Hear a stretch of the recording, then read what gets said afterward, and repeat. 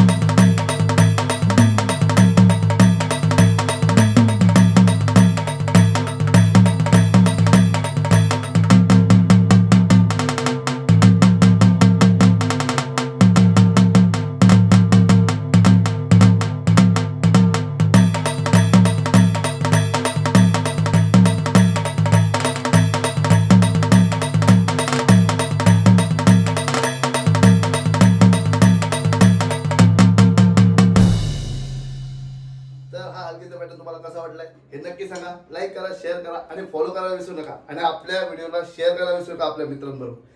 धन्यवाद.